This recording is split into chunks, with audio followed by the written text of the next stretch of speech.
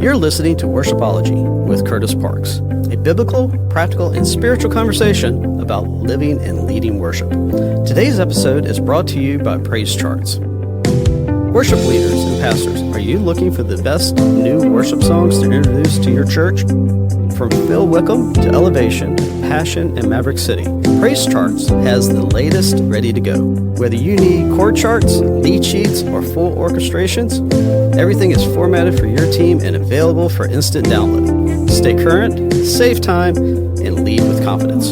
Check out PraiseCharts.com today and get your hands on the freshest songs for Sunday. Well, hey, thanks so much for listening to the Worshipology podcast. This is a biblical, practical, spiritual conversation all about living and leading worship. And today I've got Kevin Winebarger on the podcast. And Kevin, say what's up to the Worshipology community, man. What's going on, crew? Good to meet y'all. Dude, so Kevin and we connected, I think it was probably close to 3 years ago now. Mm-hmm. And I just kept hearing his name pop up. Some mutual friends, Chris Douglas at NCC, KJ Scriven, who's been on the podcast, Steph Andrews, who's been on the podcast. Some of our really good friends have really just taken their gifting, their songs, their calling to the next level. Kevin's been a huge part of their story. Dude, Kevin, just for our listeners, man, why don't you give us a little snapshot of who you are, what you do, what got you to this place in your life and ministry, bro? Dude, so honored to be here. And I had no clue that they were on. I'm like, I got to go check out their stuff. go do a little crate digging. So good to meet you guys. Again, my name's Kevin Winebarger. I'm based out of Charlotte. Normally, my voice does not sound like this. So just to invite you into my real life world, I just hit a sinus rinse like 5 minutes before we hopped on this phone. So oh my goodness. You got to love like aging and having to do stuff like that for your health. It's wonderful.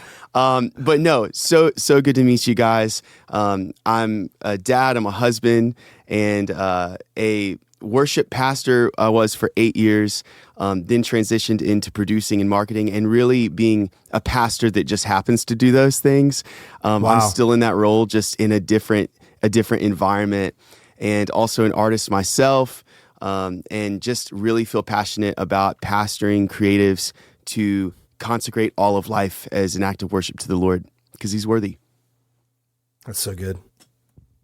Talk to me about, what does that mean? Pastoring creatives, not in a traditional worship pastor role at a church, but you're working with, tell us, how did you get started? Like, courage, marketing and all that good stuff. But it started way before, I'm sure, this company just kind of materialized. Yeah. How did you get started in music and songwriting and as a worship leader? Yeah, my life has been filled with full circles that only God could draw. When I was a teenager, I was super depressed. I had a pretty dark childhood. I actually heard from my counselor last year. He said I have the most extensive case of spiritual abuse of anybody he's worked with. So a win is a win. But I had a pretty dark time growing up and had a lot of distorted views of God from hard experiences, from well-intended people, which is what made it all the more confusing. But in my youth group, they had this CD rental library, this ministry called Interlink, and they would ship CDs to youth groups of all these Christian bands. And there was this band called Pillar that had this, it was the Blue album. You remember Where Do We Go From Pillar? Here and all of that? So that album I ended up renting and like ripping it on my computer, which is totally not legal. And I was a teenager, and don't come at me. I wasn't saved either. But it's all grace to you, bro. It's all grace. It's for sure. I need to like shout out Pillar on this. So I heard this song called Simply, and I just remember it like totally rocking my world and being like, man, it says in the chorus, despite all the stupid things I've done, it's hard to remember that you simply love. And I was so hard on myself back in the day, and I thought, man, is it that simple? Could God really love me? And 2 weeks later, I went to a youth camp and got saved. And it would not have happened without that song. Wow. And while I was at that camp, I not only believed that Jesus was Lord, but also I was coming to him from just a distorted view of what love is, even just receiving pure love for the first time. And so I almost had this guilt, like I need to write songs because I owe him it wasn't Jesus paid it all. It was Jesus paid it all to him I owe, not Jesus paid it all, nothing more I owe. Right? Yeah. And so I had this transactional, I was like, I can't receive this without giving you everything, which almost wasn't even receiving it as a free gift of grace, right? Which I didn't know at the time. It was really pure motivated, right?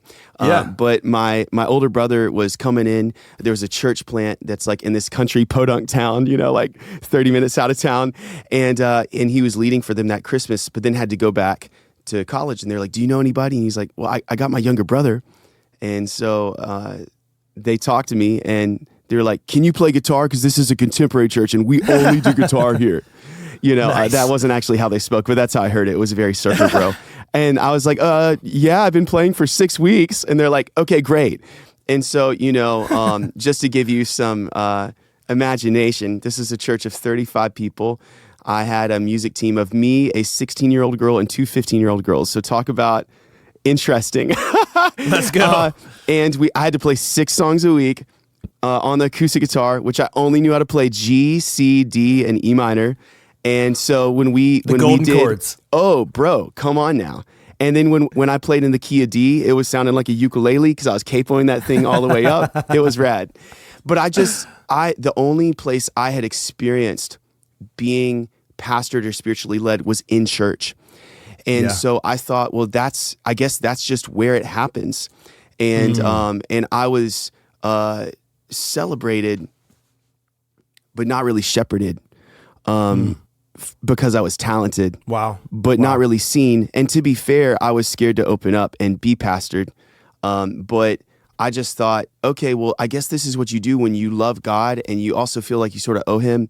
So I went to school to be a worship pastor. Went to Liberty University, very life-changing. That's where I met my bride, my very first class. And years down the road, ended up doing a record with a producer. And I remember I was at a mega church at the time, leading 5 out of 6 services at 2 out of 3 campuses, with no staff and a combined budget at all 3 campuses of about $7,000. So talk about burnout. Listen, bro, I've been there, man. We can go there if we want. Oh my gosh. So, but he was preaching one night on John 15. It was a Saturday night service, and we're about to go through a slew of a weekend. And it was about, abide in me and I in you. And I just thought, man, God, I want this, but I just feel like I'm not opening myself up to this, and I want to so badly. Wow. And so anyways, I ended up doing a record with Sean Hill at Uphill Studios. I love that dude. He's so amazing. Such an awesome dude. He's like an older brother to me. But he was a worship pastor. He ended up transitioning into producing people. And I went to a studio, ended up doing a record, and really started to process, man, I have anxiety and depression and all these things I've suppressed that I've felt unsafe to bring to the Lord. And he just lovingly held my feet to the fire and was like, let's just write some honest songs. Like, don't worry. Like, I will compensate and help you make them excellent. You just got to make them honest. And he didn't say it like that, but that's what was happening. And it changed my life. I was transformed by the renewing of my mind, actually so much so that I had a thyroid condition at the time. 4 years prior, in 2012, I was told I was in the top 3 worst cases that my doc had seen in 13 years of practice. And I went to that same doctor in December of 2016, and he said, I can't believe it, all your levels are normal.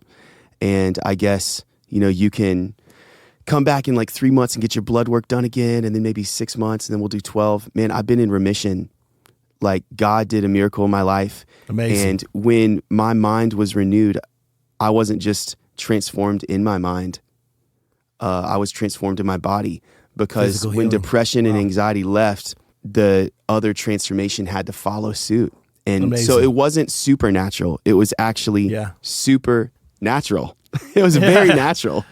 Natural and supernatural. Amazing. And experiencing that was just wild. And I thought, man, I've always felt called to go deep with a few, not shallow with many, which some people are so anointed and called to that. But I was like, man, this is what I've always wanted to do. And so I talked to my wife, and we decided to take a leap of faith. We put our house in the market, sold in 24 hours for cash, moved in a 3-week close. It was like crazy fast, something like that. And basically started over and started, just getting in this awesome church where KJ Scriven was the pastor, worship pastor at the time. And yeah, just experienced so much renewal and growth in the Lord. Launched this studio, and it's been a beautiful thing. I've now gotten to be a part of, BGVs and programming and stuff for people like Toby Mack, Casting Crowns, Newsboys, a lot of people, Super cool. John Reddick, people in like the worshipful CCM kind of space. And then fast forward, I dropped my first record, and my first song hit 100K streams in about 4.5 days. I had a bunch of friends asking me for help because they're like, respectfully, we know that you don't have a whole lot of connections. And how did you just do this, What is this unicorn that you just released? Yeah. And I was like, bro, I'll coach you. So I started coaching my friends, and they were like, how did this just happen? And so I was sharing the heart behind it.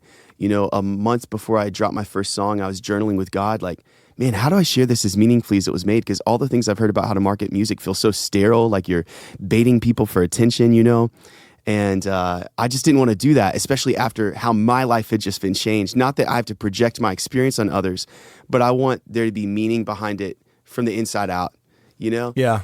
And I just really felt the Holy Spirit directing me to Mark 12, where the widows of the temple, she drops 2 coins in the plate, and then Jesus turns to the disciples and essentially says, some gave out of their abundance, but she gave out of her poverty. And he acknowledged and honored and named the context of her sacrifice. And ultimately, that is what moved him. It wasn't that it was the best, it was that it was her best. And it wasn't that it impressed anyone. It was the context of the sacrifice, which so let me off the hook. What a breath of fresh air to be like, wow, I can give my good. best. I can't be Chris Tomlin. I probably will never be. But who knows? God can do more than we can ask for or imagine. But the key is according to his power at work within us. So I can have his power at work within me. I can do that. And so it totally reframed how I showed up on a practical level. And so the people that I've coached over the years and now do services, I've marketed over 5,000 songs, served over 1,500 artists. It's been a wild ride. But the true heart of it has been to help artists share music as meaningfully as it was made, to consecrate it as an act of stewardship and worship, and to bring holiness in conventionally unholy spaces. That's amazing, man. So, there's so much going on right now just about the highs and lows of the quote unquote musical industry, the worship industry, and just the fact that those two words are put together brings up a lot of red flags for certain people, a lot of cringe kind of thing for a lot of people. But, we do live in a world that runs on business. We do live in a world that understands marketing. And, talk to the listener right now about like, okay, when it comes to marketing and when it comes to releasing music, I love that you just said releasing it as as meaningful as it was made. That's so good, man. Talk to me about that. Like, how is what you do? How do you make that an offering? And I mean, I can just say firsthand, like, working with you has been a joy. And it's like, if you put your heart and soul into something that you feel like the Lord has given you, why wouldn't you want to steward that to honor him and honor the calling behind that?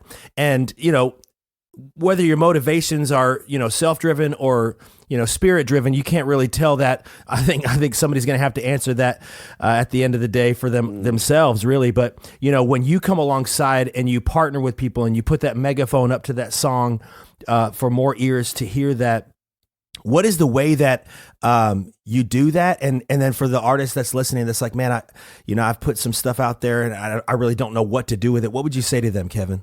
For sure. Well, one thing I didn't note before that was full circle I meant to say is a few years ago, I realized God's placed me in a place of marketing music now, and I got saved through a song being marketed to me. So I meant to note that earlier. It says that we will overcome by the blood of the Lamb and the word of our testimony. And I believe that applies beyond Revelation to today, that we actually experience overcoming by the word of our testimony, us as well as the people around us. We want to be like iron sharpens iron, one man sharpens another. We want to stir one another up towards love and good works. There's enough bad news in the world. We have the good news, and not just general good news. We have the literal good news of the gospel. And so, why? Like, I'm not ashamed of the gospel. I'm not ashamed of how the good news hit my life and rocked my world, and I'll never be the same.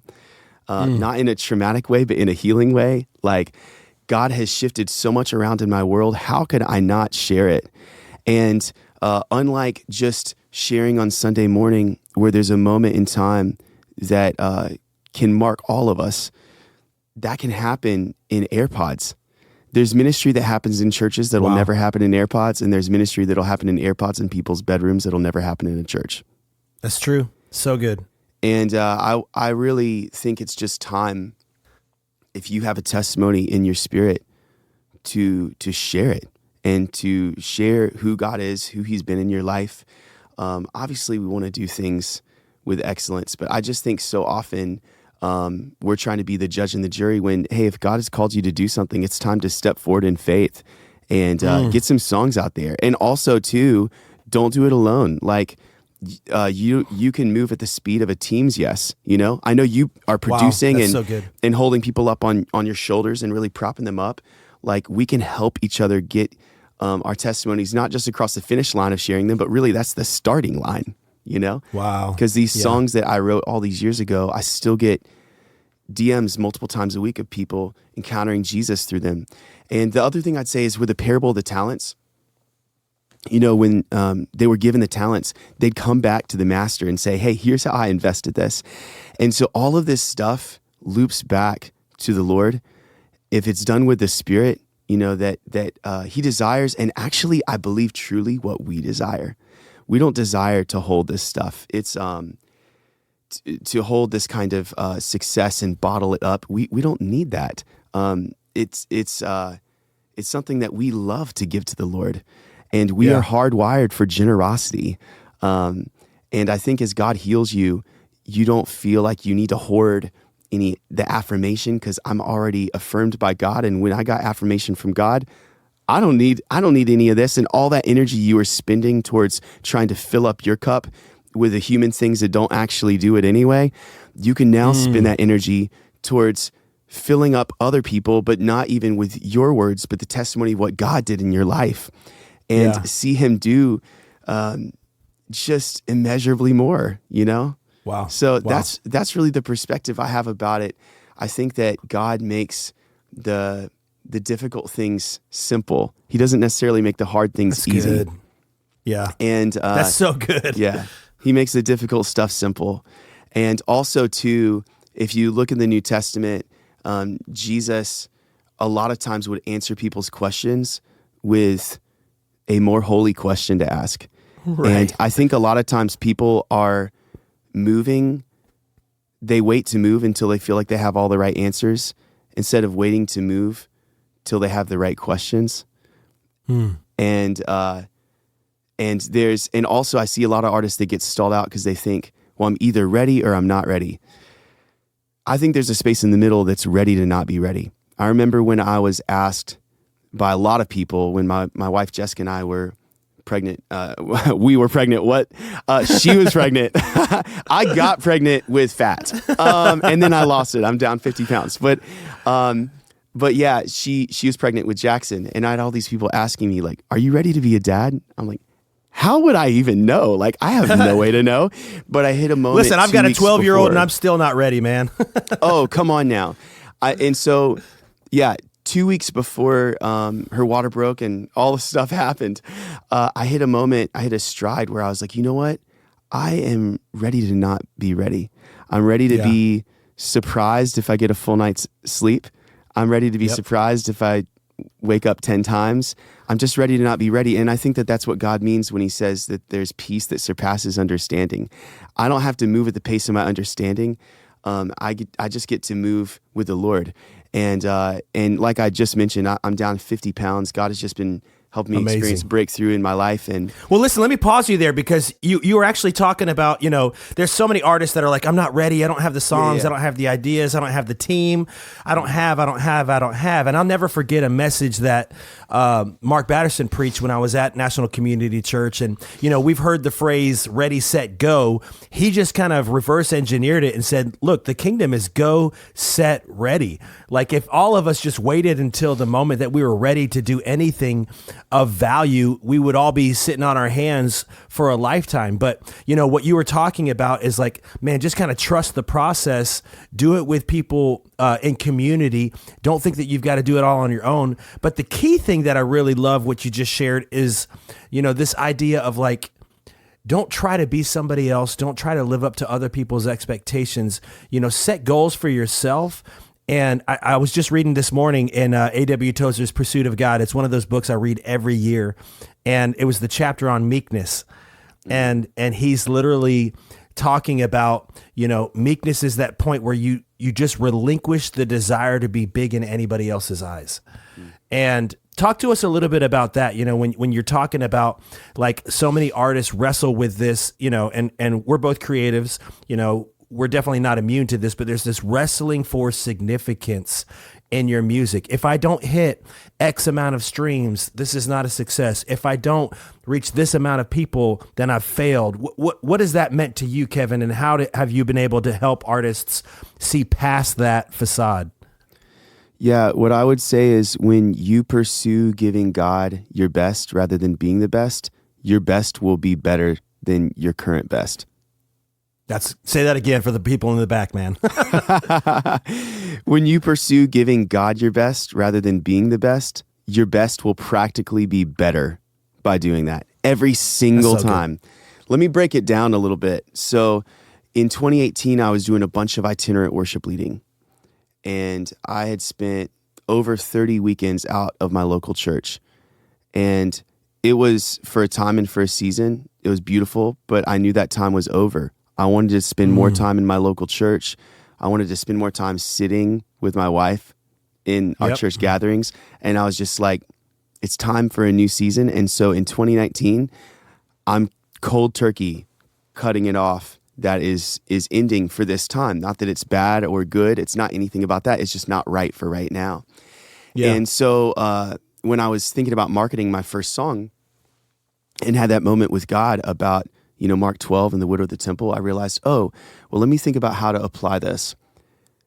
Because I don't need to market to tourable regions, because with that, I'm not going to be touring. I'm not going to be doing any traveling. I'm not going to do itinerant worship leading where I throw in an original song if they ask me. And so how can I reach as many people as I could? And I was looking at artists I was similar to, and I saw a lot of them had, in their top cities on Spotify, other countries. And I thought, that's so interesting, because I just know them from America. And I was looking it up, and I was like, okay, a lot of them have fan bases in like Latin American countries and the Philippines and Nigeria and all these places. And I did some research, and I saw, you can reach a lot more people with advertising in those countries compared to America, because it's like a silent auction. It's like a bidding style, like whoever's the highest bidder wins, and you can get more bang for your buck there, basically. But I was like, well, that's great, but I'm still, at the time I was living, we were just like right under or right at the breaking the poverty line, and just trying to figure it out. And so I told my wife, I was like, man, I just feel like I had this calling, and there's this gap between, like, I don't know how to bridge that with my actions. And as wives do, as I'm sure you've experienced, she was like, well, you have that violin that's been in your closet for 2 years you've not played. And I'm like, oh, shoot. And so I sold my guitar I had since I was 16, my violin I got in college that I'd not played for probably at least 2 years, my backup studio computer, my backup studio speakers on Facebook Marketplace, made $850. That's what I used to market my first single that went semi-viral in the Philippines. And then I was getting hundreds of shares and DMs everywhere. And that's how it hit 100K so fast. And that's what ended up changing my life. So you just don't know what's on the other side of your yes. I think everybody is so focused on the cost of action that sometimes you don't think about the cost of inaction. Yeah. And getting to move at the pace of stewardship was really beautiful. And one other thing I think is worth saying is you can't consecrate consecration. Okay, unpack that. Yeah. So I think a lot of times we give the prodigal a pass because they come back to God and it's like they come back with their mess, with their junk. But man, as I've lost 50 pounds and people have asked me, how'd you do it? I said, imperfectly. Because the truth is, I have more tools in my tool belt on how to do that better now. And I think we can get very black and white and think you either do the wrong thing the wrong way or the right thing the right way. I think there's a space in the middle where you do the right thing the imperfect way. And you just got to get moving. And it's not going to be optimized practically. Spiritually, it might be a little rough. We see David in the Psalms like just bare before the Lord. And you, I mean, I guess literally, LOL. And you see in the scripture that, man looks at appearance, but the Lord looks at the heart. But it's just so easy for us to be on more that man looks at appearance side and just judge ourselves out of taking action. But the Lord blesses when your heart is like to do the right thing. And really, I think that's the bulk of the battle. If you can just start taking action and be like, God, I want my motives to be holy before my actions fully are. And I want and I'm going to move forward in the heart of knowing your wisdom and obedience before I know how to perfectly obey, right? Because I don't know, we're all falling short all the time. Not to like be a downer, but it's just realistic. And so, moving forward, doing the right thing, the right path, the right road imperfectly, it just frees you up. And God's grace and his wisdom and his intercession just, and not just through his divine hand, but through like friends, like with KJ Scriven, man, I remember messaging him that first week and I was like, bro, I don't know what to do. I've never had so many people reach out about a song. I'm trying to like thank everybody and I'm up and it's like 1 a.m. and he's like, dude, go to bed. Like, go to sleep. And I was like, how do I thank everybody? He's like, you don't. You thank God and you go to sleep. And I think the church does an incredible job helping people learn how to avoid sin, but there's a greater void in teaching people how to steward success. Wow. And I'm just so thankful that God held back external success in my world till I had the support system for that, and he could intercede for me through people like KJ to hold me up, man, hold me up. And I wouldn't have even been able to ask that question unless I took the step of faith and prioritized going to a healthy church over a hiring church, which we don't have to soapbox down that, and really pursue doing the right thing the imperfect way. So, but that's what I'm saying. You can't consecrate consecration. You can't do the right thing the right way in a snap all the time. Sometimes you just got to move, and God gives grace for that. Does that make sense? That's so good. It makes total sense. And I think, the motivation behind everything that we do, it always comes down to that. Are you trying to, exalt your kingdom and your motive and your dreams above God's? I mean, I'm actually, preaching a message this weekend at our home church on surrender and this idea of like, man, with your plans, with your dreams, with your finances, with your will, with your fears, with everything that we have, it comes down to one word, surrender. I mean, Brian Eno, one of my favorite producers ever, he actually is kind of famous for telling you two in the studio as they were recording the Joshua Tree, like the most powerful word in the English language is surrender. And, I just finished reading this book by Bono called Surrender. And it was like, I think everything that we do in our life, we have to surrender it to the Lord. I mean, you look at Abraham, when he finally got his dream, when he finally got his son, and you just got to put yourself in his shoes. Like, man, when the Lord was like, no, go up to Mount Moriah and sacrifice that. God, obviously never intended for Isaac to die. And you see that as that story plays out. He intended for the idol that Abraham had placed in his heart to die, where it was like all about his son and his dream elevated above the call that Isaac had. And so honestly, man, like I think motives are such a key factor and in the world of creative and music and marketing. Let me ask you this, man, because I'm sure you've run into this, the comparison game. Mm-hmm. How do you keep yourself from walking down that treacherous path of comparing yourself to others, comparing your ministry to others, comparing your, let's quote unquote success, whatever that looks like. What does that look like, Kevin? How can you pastor those creatives and artists that are listening that are like, man, I keep getting caught in this comparison game and I don't want to be caught there? Yeah, I would just say lean into curiosity. Curiosity is such a gift from God, and curiosity doesn't exist without humility. And so where you're saying, man, I'm just getting caught in that comparison game, and you're in this space of almost just like imposing judgment and just disempowering thoughts, set your mind on the things above. Remember the God who looks down. He says that kindness is what leads to repentance, and that we're transformed by the renewing of our mind.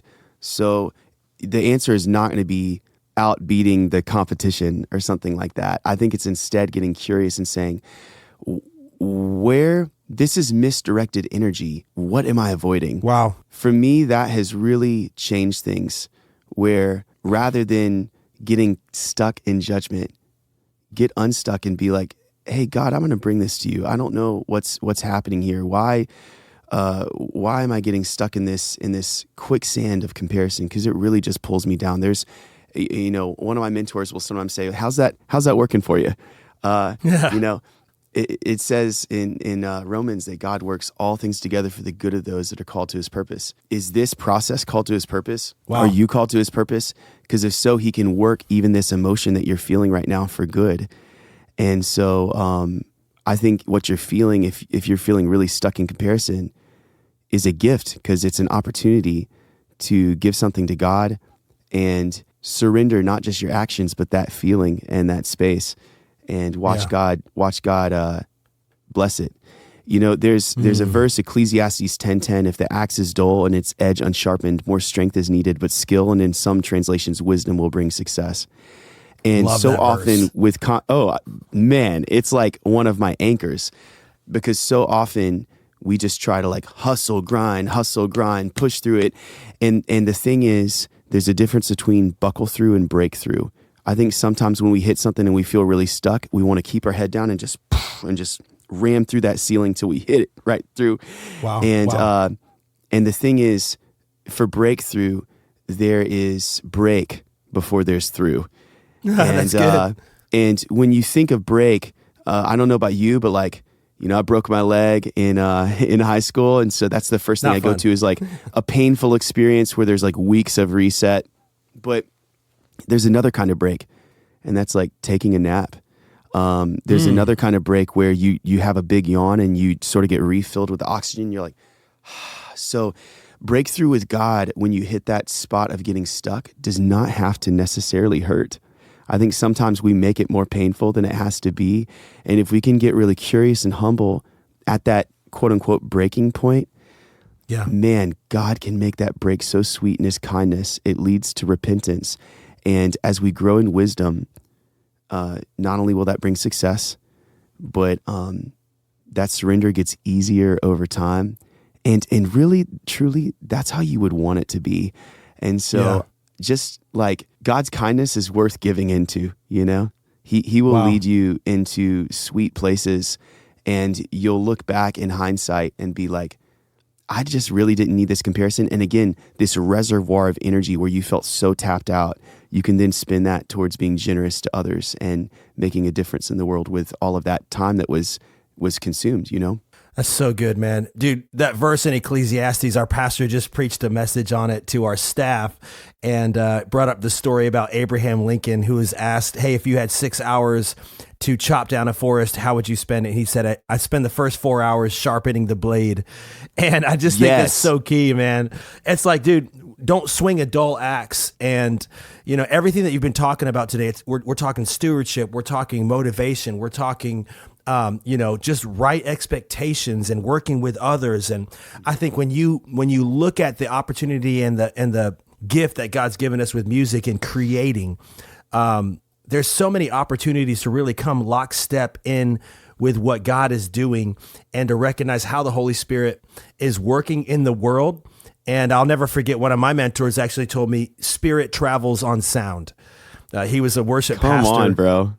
And that quote right there has always led me to believe that just like when you were a teenager and you heard that song by Pillar and it reached into the depths of your world and brought you hope, I think that's why we do what we do, right? We release these songs out into the world, And we want to put our energy and our resources and our time and our talent all into that, just because of the fact that on the other line, there's a teenager that wants to hear something that will give them hope, wants to hear something that reminds them that God is good, that his kindness does lead to repentance.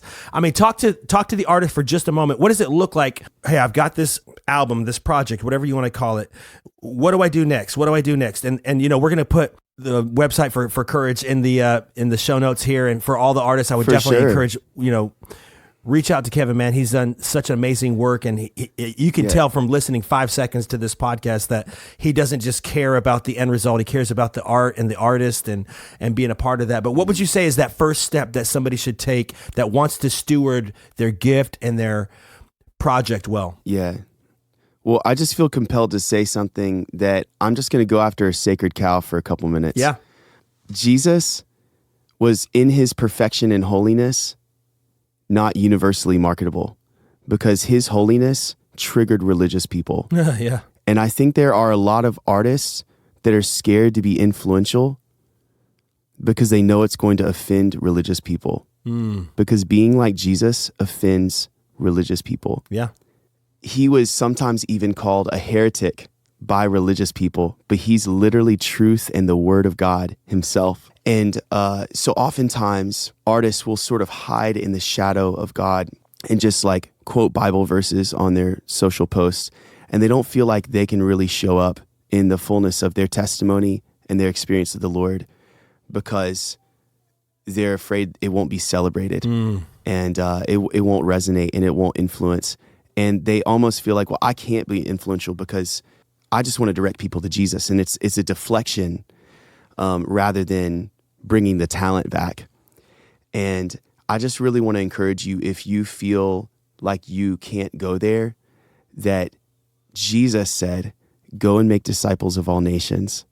Jesus said that greater things, like even greater things would be done. Yeah. And so you have a choice. You can choose to believe in Jesus or you can choose to believe in the Pharisees. Wow. And ultimately, the Pharisees will be better off for you choosing to believe in Jesus.